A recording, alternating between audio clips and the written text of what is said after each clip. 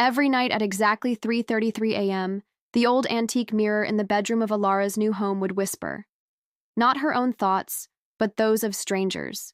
It would tell her their deepest secrets, their darkest desires, their greatest fears. And then they would show up on her doorstep, one by one, seeking her out. Alara didn't know what to do. She couldn't control the mirror, she couldn't make it stop. And most importantly, she couldn't understand why.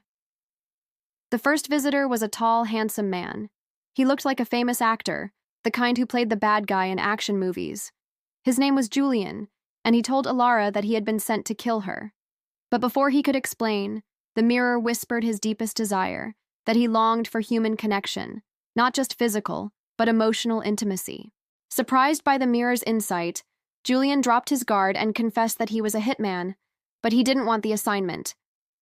He'd hoped that by showing up at her house, she would understand that he wasn't the killer she needed.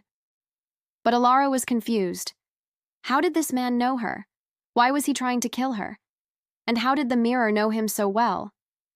Afraid and desperate, Alara ran into the bathroom and hid.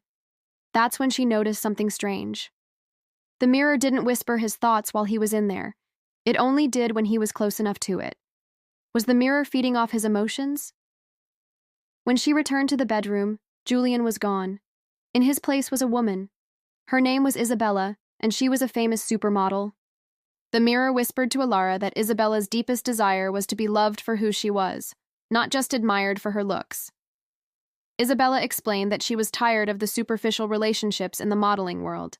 She wanted more than just attention. Before Alara could respond, the mirror started to glow. Startled, Alara fell to the floor as the glow intensified. Suddenly, the room was filled with light.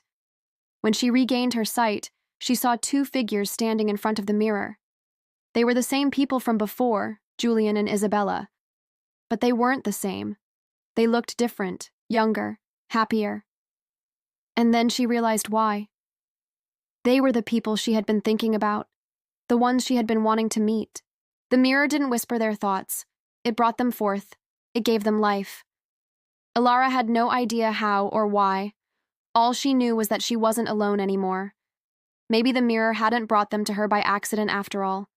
Maybe it had a purpose, a reason for connecting them. Maybe it was trying to tell her that she wasn't as ordinary as she thought.